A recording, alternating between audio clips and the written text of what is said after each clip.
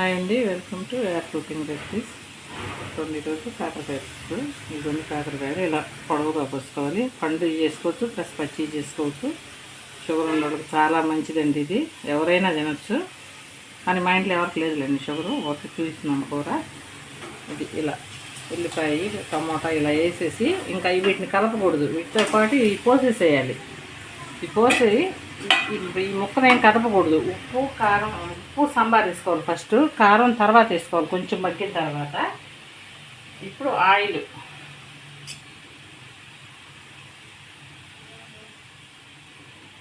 ఈ స్పూన్ తోటి 2 స్పూన్లు ఆయిల్, చాలా ఎక్కువైపోద్ది. అదే కొంచెం మగ్గిన తర్వాత కారం వేసుకోవాలి.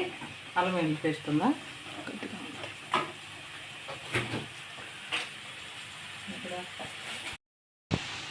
ఇవన్నీ అల్లం వెల్లుల్లి పేస్ట్ కొంచెం వేసుకోవాలి. హెల్త్కి మంచిదని, అంతే. వేసుకోకపోయినా పర్వాలేదు, మీ ఇష్టం.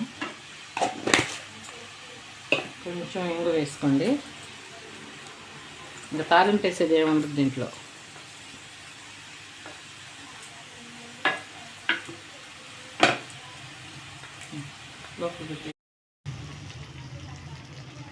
ఇవ్వండి, చూడండి కొంచెం మొక్క కందినట్టుంది.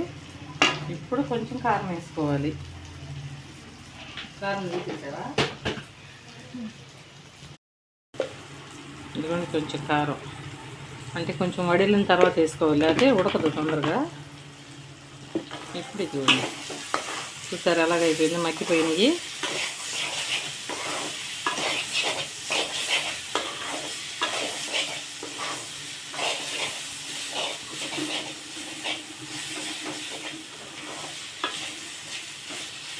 ఫస్ట్ కొంచెం వట్టి నీళ్ళు పోసుకోండి, అంటే పులుపు అయితే పడుతుంది కదా.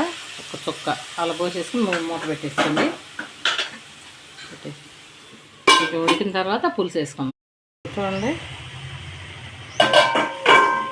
ఇలా అయిన తర్వాత చింతపండు కొంచెం, ఎంతండి, 10 గ్రాముల చింతపండు నానబెట్టుకోవాలి. ఇది పులుసు పోసేసేయాలి. మగ్గింది, మొక్క మగ్గిపోయింది.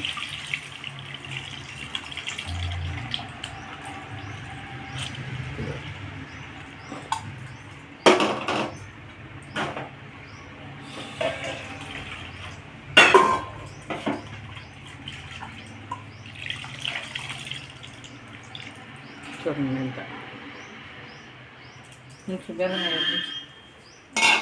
ఇది బయటపడే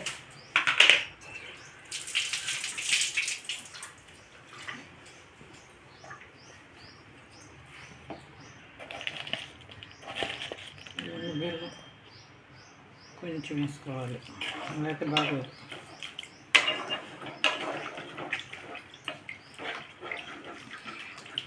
చూడు,